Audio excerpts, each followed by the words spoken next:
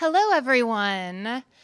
My name is Emily Gibson, and I'm one of the co-founders of ATX Television Festival. Thank you all so much for being here. Thank you. And a special shout out to all of the Alamos live streaming in. We're glad to have each one of you as well. This is very exciting for us to be partnering with Nat Geo and the Texas Film Commission for the first time. Real quick, if you're unfamiliar with ATX Television Festival, we are a 4-day celebration of all things television that happens here in Austin, June 7th through 10th this next year. We like to call it TV Camp for Grown-Ups. We're gonna play a short video here in a minute, so you'll get a feel for what it is. But all of the information is at atxfestival.com.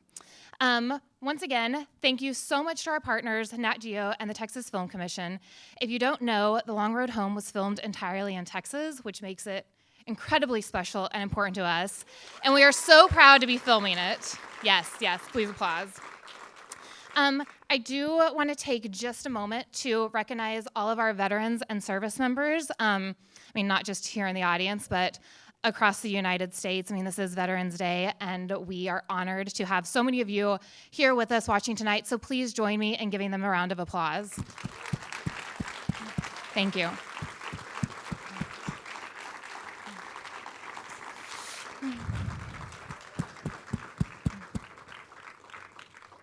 And now I would like to bring out Mikko Alanne, the creator of The Long Road Home, to tell you a little bit about the episode and to give a quick intro.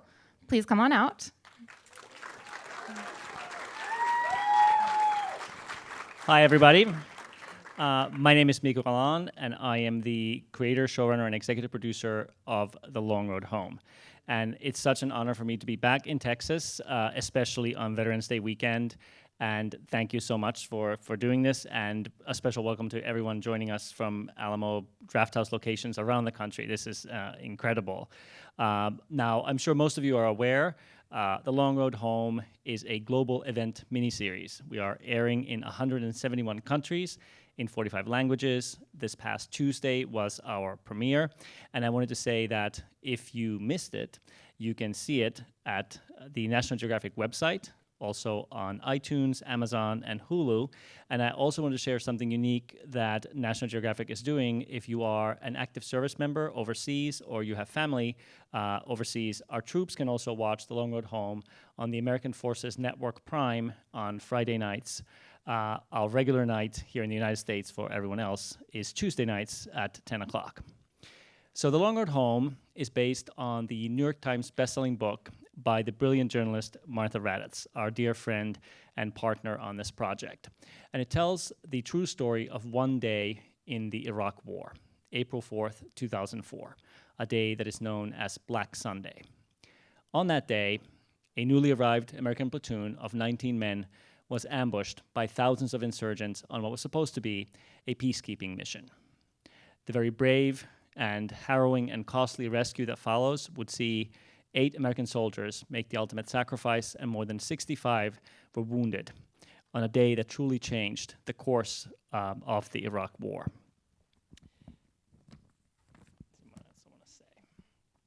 So our series basically follows those events virtually in real time, both studying the untested soldiers who are in combat for the first time, as well as their families. And we have 8 principal characters, so each hour our attention turns to one of them, who becomes the principal character. And the principal character in tonight's episode is Thomas Young.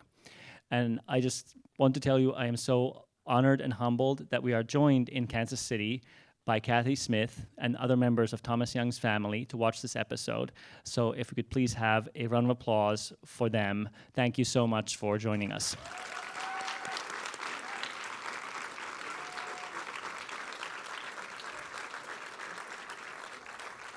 And following this screening, we're going to have a Q&A, and I will be joined by Noel Fisher, who plays Thomas Young in our episode, in our series, brilliantly, Katherine Willis, who plays Kathy Smith, Thomas's mom, and Eric Bourquin, one of the real-life veterans of the Black Sunday battle, who was also a key advisor to me, to every department of our production, and to our actors. So a special welcome to all of them.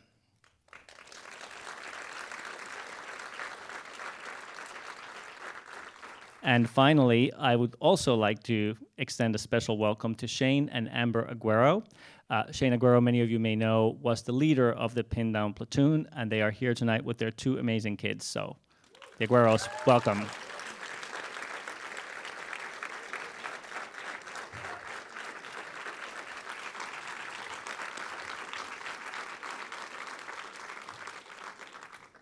So I guess that's it. So I'm so honored and humbled to share with you episode 6 of The Long Road Home, A City Called Heaven. All right. Thank you very much.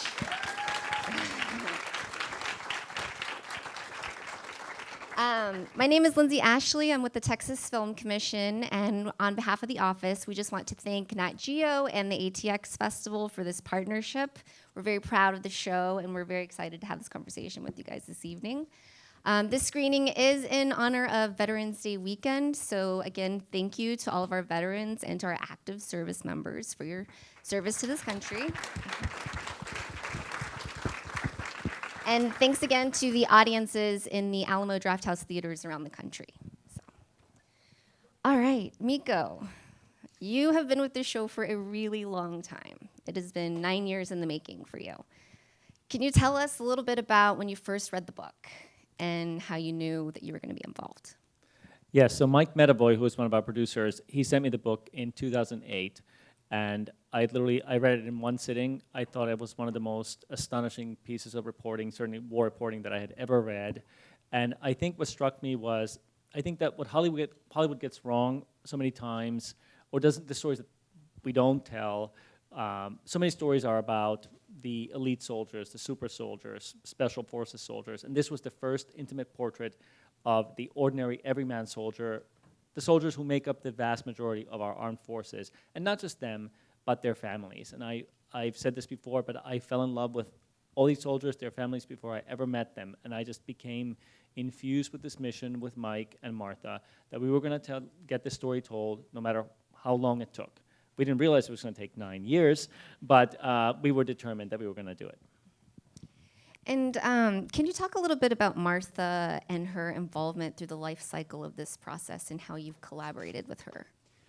I mean, one of the most inspiring things about Martha to me is that she has now for more than 13 years cared about these families. She first told their stories on Nightline, and then in follow-up reports, and then in her remarkable book. And I feel like she literally rescued everyone from being lost to history, because no one knew at the time how momentous a day April 4th would be. No one knew at the time that this was literally the start of the insurgency from which would come the, among other things, the virtual collapse of the Iraqi state, the birth of ISIS, through Thomas Young, Cindy Sheehan, the birth of the modern anti-war movement, all these different threads of history. But she really cared about the people, and I feel that myself, Mike, my fellow producers, everyone who became involved in this project, our amazing cast, everyone cared so much about these families and wanted to have their stories told. But Eric, this is your story. Thank you so much for being a part of this conversation. You had a very valuable perspective. You lived this. Martha wrote the book and very much featured your story as part of the book. When these folks came to you and said, we want to turn this into a television show, how did you and your family respond? Yeah, initially I was very hesitant because I was opening up, a lot of my life, and then even more so, and with the spotlight that National Geographic could put on it, and then just the medium about which is being put out, on television. I was very apprehensive. But, after getting to know Mikko and everybody involved and seeing the amount of heart and the soul they put into it, and how they really wanted to be inclusive and make sure that people were actually represented to be able to show what sacrifice actually is and what it means to actually serve and be a family member of a service member, and even what the local nationals, what they were thrust into also by us being there. So it was a pretty big deal to get involved in all that, but now I'm really happy that I had the opportunity and that I was involved. Was there a moment when you realized that you trusted them with this story? Yeah, it was at, what's the name of that restaurant, Leslie? Kirby Lane. That's my wife up there. I have a very bad memory, but me and Miko, one of our very first interactions, in person, we went to Kirby Lane, and we were having a meal there, and he was just telling me his background and about what all he did beforehand. And, prior to this time, I'd lost a lot of my empathy, and I've slowly regained a lot of it back. And it was just through this process of meeting Miko and seeing where his heart was and trying to get this story told. And you became an advisor on the show. Yes, I was a technical advisor, a consultant for it. It was part of my responsibilities were to ensure the equipment was as correct as it could be. Everything was as period specific as it was able to be. I had fantastic support through one of my best friends.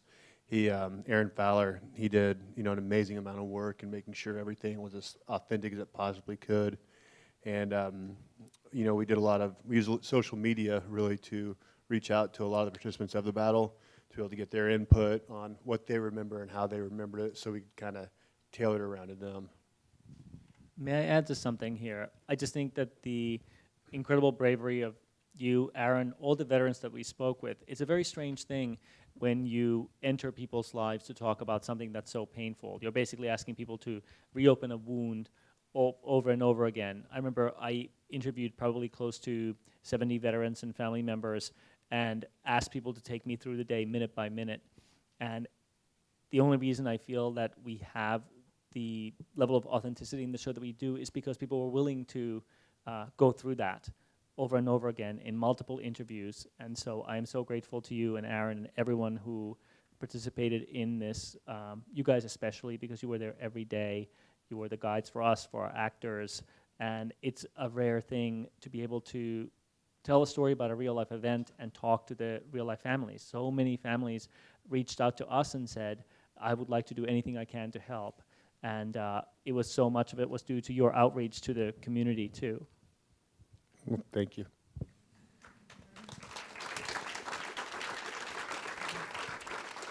So Noel and Katherine, as actors on the show, the roles are very high stakes. These are actual people that you're portraying. So what kind of research process did you go through to get prepared? Me personally, I was really lucky on a number of ways. Kathy and Nathan and the rest of Thomas's family were incredibly welcoming and as Miko was saying, open to discussing, ripping open this wound again, and letting me into their lives and getting to know as intimate as I got to know Thomas as well as I can because of their generosity with that. I actually got to go to Kansas City and spend some time with them. I got to see photos of Thomas and Nathan and their family growing up. I got to read a letter, the only letter that he actually sent from Iraq. Kathy was just incredibly generous in letting me in, and I'm really, really thankful for that. And I was also lucky because there's a lot of material on Thomas as well. There's a documentary called The Body of War that I think everyone should go see. It's on YouTube. There's also a book that I got to read, a wonderful book called Thomas Young's War that really does a really great job of putting you in the position and understanding what this kind of an injury actually is, because it's a lot more than just what it appears to be, and there's a lot more complexity that kind of and hardship that kind of comes along with this kind of a thing, and the life that he went back to, and how huge of a world shift that was. It was, yeah. So I would just echo what Noel said. We were really lucky in that there was a number of resources available to us. The documentary, which started right after Thomas got married, they spent their honeymoon at Crawford, and that kind of started his activism journey, as well as Thomas Young's War. It talks a lot about his early life before this experience, and I have to say Kathy was an incredible resource. The first email I sent to her, I was like, I have questions. If you want to pass on any question, please, by all means, like, take the pass. And with every single question I asked her, she said, you know, as painful as it may be, you are telling my son's story, and to whatever degree I can help with that, I will help with that. And let me add something really quick. I don't know if you know this, but Friday we had a screening in Virginia of this episode, and it was the anniversary of Thomas Young's passing. He passed 3 years ago on November 10th. And so I sent Kathy a message at the beginning of the day saying, we are screening, you know, we are doing our first screening and Q&A of this story of Thomas. Is there anything you would like the audience to know? And she sent me an email back. Do you mind if I read that? Because I think it would be powerful. Also, Kathy just sent a text and said it was wonderful. So love to you guys in Kansas City, Kathy. And, you know, truly, like, that's really all that matters. If they felt like we did right by them. So I hope you don't mind if I read this to everyone, Kathy, because here it goes. Dearest Kat, I have typed and deleted and started over again and again. Words are hard when they come from such a deep place as the heart. This project has changed so many people's lives. It's different for me than for the mothers who lost their sons on that dark day in April. I was given the gift of 10 more years with my baby boy. We had so many experiences in that 10 years. The thing that keeps hitting me about this project is the love that came from everyone. You and Noel worked so hard to get us. That love isn't lost on me. I had an epiphany the other day. I was watching Gina Denemy, who's the wife of Troy Denemy, who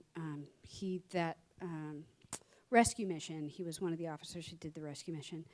She talked about the warriors taking their wives into battle with them.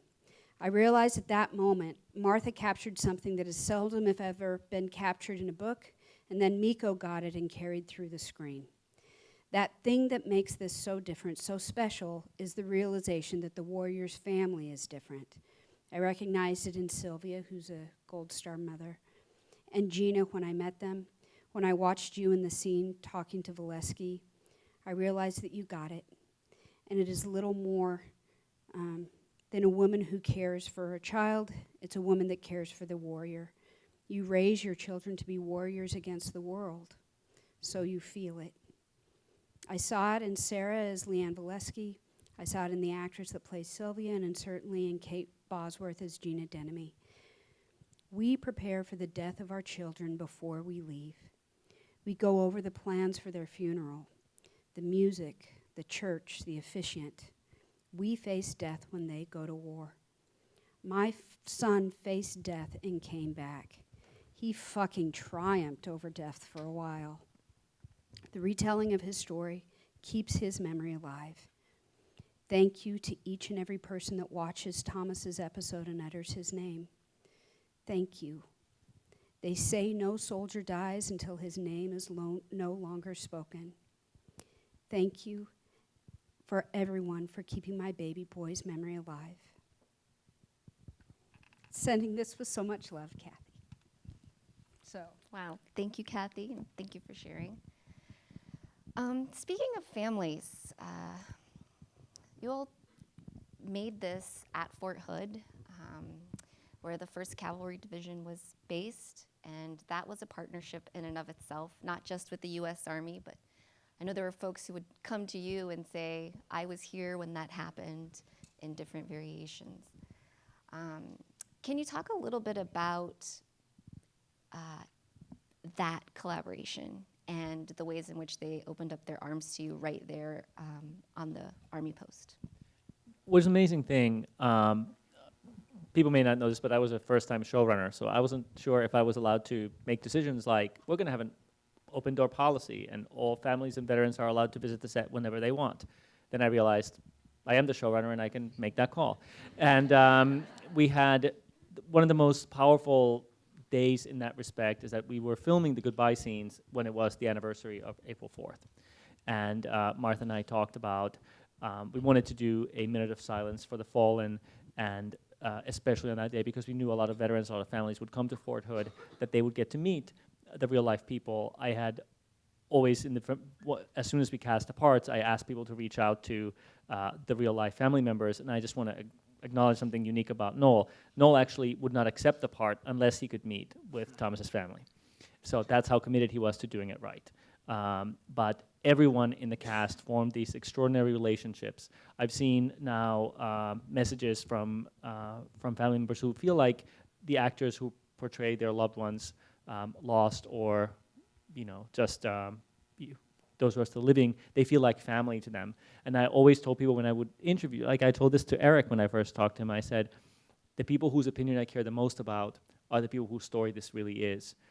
That matters more to me than critics or anyone else, because it happened to real people, and that's what we want to honor with this. So it was an extraordinary privilege, and still feels surreal that we had people who had lived through this first be there for the goodbye scene, which I imagine must have been surreal, because the uniforms that everyone wears in the story haven't existed for years. We had to make all of them, and to come back to Fort Hood and see 400 people in those uniforms with the names that people knew was probably, I think, there was a sense of closure, but I can't even imagine how hard that is. Or walking down the streets of Sutter City, which we tried to create as authentically as we could, and Eric led a lot of veterans through that, and I think people were just silent. I think that was the most common reaction I saw. People, maybe you can speak to what it was like for the... I was pretty fortunate in the sense that I got to revisit my battlefield. A lot of modern day service members won't be able to do that, just because of the shape of the world as it is right now. Being able to go back there and just experience it in the comfort and safety of, one, just being on a military base, and two, just being back at home, it gave me a sense of relief. And then being able to share that gift with a lot of my platoon mates that were able to make it and come back out too, it gave me a lot of healing. I've been in therapy since '08. One of my tours when I was in Afghanistan, as soon as I got back from that, I started doing therapy. But from that point up until this show started, I thought I was doing pretty good. But sitting, when did pre-production start? In February. From February up until this point, I've gotten just as much healing, if not more, because I've been able to live in, a museum pretty much of, a bad day in my life, and being able to witness it all, but being able to do it from, a place of safety. Wow, that's incredible. May I just add one thing? I just want to acknowledge Fort Hood and everyone who helped us with the production. It was one of those incredible things where we were the first major production to ever film in Fort Hood. So there was a lot of, what would you call it, clash of cultures of what film production needs and what the military actually does on military bases. And it was sometimes resulted in dramatic requests like, let's shut down the only road that goes from the Mount site to the cantonment area that can support heavy vehicles, which requires 16 days advance notice and triplicate forms and 16 signatures, but we need it for tomorrow. And they always made it happen. Mary Middlestead, Todd Fox, everyone who worked there, Kelly Pickett, they since we first proposed to them the idea of filming in Fort Hood, they embraced us, and it was one of the most extraordinary things. Same thing really for the Army. They knew from the very beginning that Thomas Young's story was going to be a part of this, and they embraced the story because they wanted the full truth to be told and for audiences to understand that this is what the experience is really like for our nation's military families during and after. Let's talk a little bit more about that set. 12 acres of scenery, and the largest freestanding set in North America during the time of production. And Eric had mentioned that you all started building it in February. Can you talk a little bit about your art department and your production designer and kind of the links that they went to in conjunction with you, Eric, to get all that right?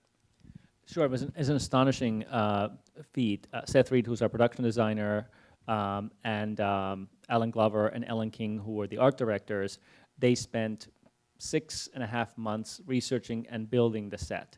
And it was one of those things, we knew that we could not film in Sutter City. That was just an impossibility for first of all, who would ensure our cast going to Sutter City, who would bring military vehicles. It was an impossibility, but once we knew that we could film in Fort Hood, there was something poetic about trying to rebuild Sutter City on the very site where the troops that our story is about trained. And so we got as many photographs and video as we could from a lot of veterans. Carl Wild, who had taken pictures on the day on the rooftop, for example. A lot of the rooftop, it's uncannily accurate to it.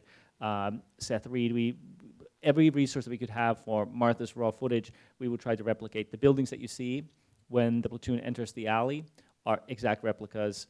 The house we created from multiple interviews with different veterans, which is its own fascinating story that, what people remember about the interior, the stairwell, it's almost a mosaic of memory that we tried to create as authentically as we could, but it was an astonishing thing to see come to life. I remember I went to New York once for a marketing event for the series, and nothing had been set on fire at that point. I come back 2 days later, and the entire set is on fire, and I felt like I had stepped into Iraq. Martha said once that she was walking and had to remind herself, you don't have to look for IEDs on the ground. That's how realistic it looked. It looked pretty realistic. He was talking about Seth Reed and his team. They visited Jordan, they visited Morocco, they brought in 5 different types of sand and dirt to try and recreate the feel of it. They built, 83 buildings that were new buildings that were built to recreate the alleyway, the houses, and all the buildings that were used to there. And the only thing that was missing was just a smell because of the raw sewage. But it was pretty authentic the way it was set up. And he was talking about how eerie it was being up on top on the roof. It was crazy being able to stand there, look over the side of the wall, look down into the alley, and just being able to visualize it again from a place of safety, especially with it being, about 99.9% perfect. This feels like you're watching a film with all the action sequences, and you do a very delicate dance between the stories back at home and the sequences in Sutter City.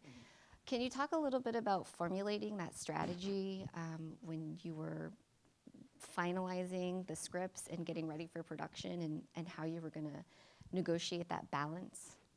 I mean, one of the things that the series draws direct inspiration from Martha's book, which is structured that it goes from the war front to the home front and back. And I wanted to really preserve that because I think no one had ever seen, before I read Martha's book, I will confess, I had never heard of a family readiness group. I didn't know what that was.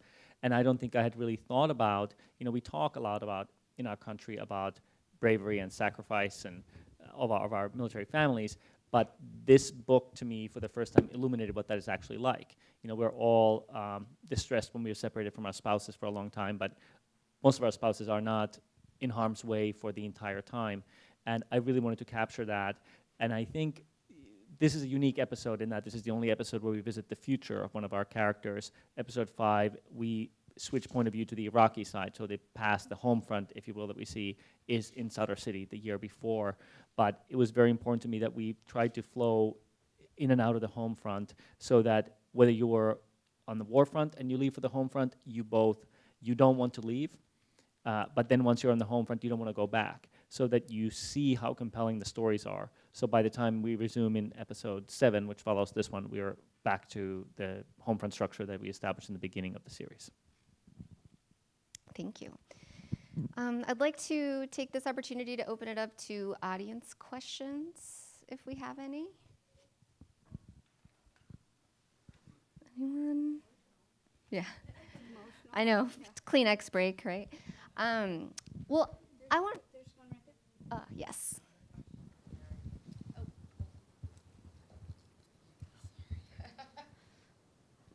Do you feel that this movie will bring as much cathartic healing for other veterans as it has brought for you? I think a lot of, being a military brat myself, I never served, but every elder of mine was veterans, and I've seen all kinds of effects, both positive and negative. So I was wondering if you felt that this was going to be a movie that veterans would resist, don't want to go there, or that it might bring more healing. I believe that what this will be, it'll be a transition for everybody to be able to actually experience and understand what the sacrifice that's involved with service and with people being able to identify with what's going on. Because that could be any military, it could be any military family, it could be any nation's military, and people will be able to relate to it. And if, you know, it reaches one more, you know, other than me, then, you know, I'm all for it. I know personally that, you know, it's been touched on up here that 5 of the families have expressed their gratitude and, you know, told me thank you. And I don't really know how to respond to that, because the reason their family members are dead is because I'm still alive. And I've got to be able to make sure that they're remembered. And through that way, that's where I get a lot of healing from. And I think others will get the same thing, especially because they were able to visit the set too. Does that answer your question? Yes, thank you. Do we have any other questions from the audience? Yes, up underneath the projector.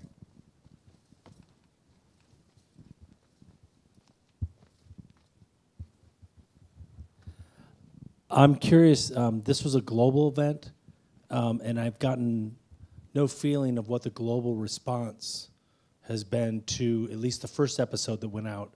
And do you guys have any sense of that response from other countries? I think we'll know next week, because even though our official premiere date is November 7th, different countries choose their own air dates. So in some countries, it started on the 5th or 6th. Some countries, it won't start until next week. So I know that, well, I can speak for my home country of Finland, where it premiered on Wednesday. The response has been tremendous. And I think I talked a lot about this when we did our European press tour, is that even though this is an American story and it's about a specific day in the Iraq War, I think there are timeless and universal things here that are true for all military families, no matter what countries, armed forces you serve in, you know, whether it is people sending peacekeepers to different things. And I think we saw this when we were in Europe. A lot of the foreign press who had seen several episodes remarked on that, and it feels remarkably universal. Because ultimately, to me, this is a story about soldiers and families and what our nation's, you know, military families go through. And that is, to me, the great untold story that we need to pay more attention to, as well as what our returning veterans go through. I am so proud of National Geographic for the accompanying campaign to this. Eric, Carl Wild, and Ben Hayhurst recorded these extraordinary virtual reality documentary segments about traumatic memory.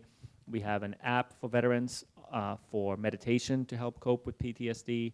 And National Geographic has partnered with numerous veterans organizations, because I think, again, just as we talk about the bravery and sacrifice of our military families, our veterans need our attention. The fact that 20 veterans are lost to suicide every day should be a national emergency. It is a national emergency, and it's a conversation that we should be talking about today. Absolutely.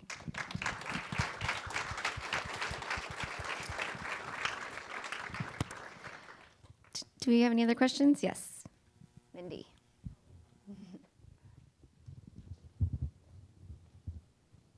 Hopefully I can talk here. It's very emotional. Amazing job. Thank you guys for telling these stories and bringing them to everyone's attention. Is there plans for continuing these stories, not, you know, with the different battles that have happened, continuing these stories? Is there talks about that? We've had some very tentative conversations about what a season 2 might look like, potentially with a different unit and a different battle, because I do think that there is something about how personal the story is. I think that's what struck me about the book, and that's what we have hoped to capture. So, yes, I guess is the answer. We hope, yes. That's actually a good point. There are so many characters in the book. How did you hone in on the ones that you chose to devote entire episodes to? Well, it's interesting because in the book you follow probably 60 characters, and you have no difficulty in navigating who everyone is. And I think for television audiences, we have 122 speaking roles in the story. You will get to know certainly 40 soldiers by name pretty well. I think that I wanted to find unique points of view, but also things that were universally true for different families. I knew that I wanted different command level perspectives, but I also knew that I didn't want just the stories of the survivors or the commanders, or just frankly, the white soldiers. It was very important to me that our cast would be diverse, that we also represented the Iraqi point of view, and all those things. When you watch the entire series, you'll see how much time we devote to that. Okay, yes. Hello, thank you again for bringing this great series to the screen and for filming in Texas. Filming at Fort Hood, I know you've kind of talked to your involvement with the military, but were you able to employ any veterans, and can you kind of talk to kind of that experience? Yes, it was one of the great privileges of this project that we would try to hire veterans for any supporting parts that we could. In our first episode, the chaplain that you see is an actual Fort Hood chaplain and a Sutter City veteran. We had in the rescue convoys former veterans who had been in the rescue convoy. We had probably 15 veterans who consulted on the project, and also active duty military. To me, I was on, this past Monday, I spoke at an event for an organization called Got Your Six, which promotes veteran engagement in the entertainment industry. And I was just saying that veterans have so much more to offer our industry than just technical advice about war. And it was amazing in Fort Hood to see, it's one of those things where the aid station sequences that you see in the series, we had 2 people who had been at the aid station that day participating in recreating those scenes as supporting players. So wherever we could hire veterans or active duty military, we did.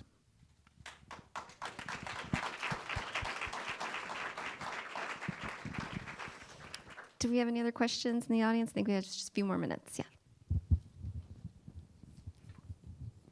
Hi, excuse me. Thank you all so much. I have a question pointed towards Eric. So I have a family member who's a veteran and suffers from PTSD very badly. And I guess my question is as a family member, how would you say is the best way to support somebody that is a veteran? And then also, as a civilian to somebody who, speaking with someone who's a veteran, what would you say is the best way to engage and be respectful to them and support them? I'd say much like anything, it's by asking questions. You know, at least for me and everybody that I know, PTSD is kind of an individual thing. You know, it's a physiological response to trauma, and the way everybody deals with it's differently. So I think just being open and asking honestly, you know, hey, how can I help, or what can I do to make the situation better for you, would probably be the best way. My wife, she's out there. She might have one of the, you know, a better answer that she might want to throw out. But I hope that answered your question. Any other questions? Yes. This is for Kat and Noel. What was your biggest takeaway from working on this series? It's kind of a big question. I think for me personally, I think it's been touched on here before. And it's something that Eric and actually another cast member of ours, John Beavers, puts really, really well. This is a story that is hopefully can create a bridge between, you know, the 1% of our population that actually is involved in the military and everyone else, because at this point it's you know, war is really, really distant. It's a really, really, it's just a concept for most people, and for myself included, it's very far away. And this story hopefully does a good job of showing that this is, it's not a concept. It's lived experiences it's paid for by individuals, and that's something that I think that the entire rest of the population really needs to take on as an understanding, because we're involved in it, whatever position we take on anything. And so I think that that's important to understand in kind of an experienced way, and hopefully being able to see personal experiences from people that actually have gone through this, that at least allows there to be space for a dialogue. I think I had 2 major takeaways. I think my experience as a civilian before this was pretty typical. I was always very grateful for our service members and would post on Veterans Day and things like that, but it felt something like it was something separate from me. I think the big thing I realized is that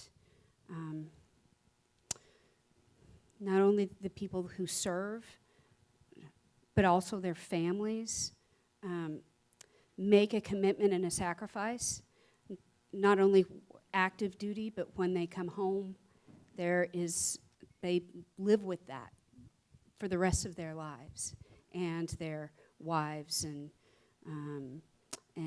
husbands and parents, all of their family and loved ones. So for me, it was a greater appreciation and this reverence for those who serve, and also a realization that that is a sacred sacrifice, and one that, like Noel and a lot of people have said, hopefully this will create a bridge between civilians and those who serve, so that 1% doesn't feel so isolated and so separate, that they feel supported, that they feel seen, that they feel honored for their sacrifice. Yeah, actually, something else I'd actually like to say to that, because I think the single big, if I could say one sentence in terms of what I would take away from this, my biggest takeaway is that we've got to do everything we can for people when they come back, and the families and their caretakers and everything, and that's not something we're doing nearly enough. That was probably my single biggest takeaway.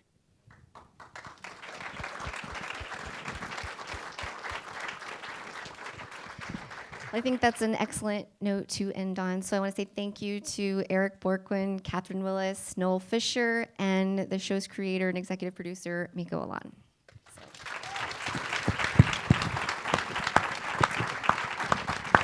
Thanks so much to everybody for coming and joining us here tonight in Austin, as well as across the country. Please spread the word and tell everyone you know. The show's on Tuesdays here in the U.S. 10 p.m. Our new time.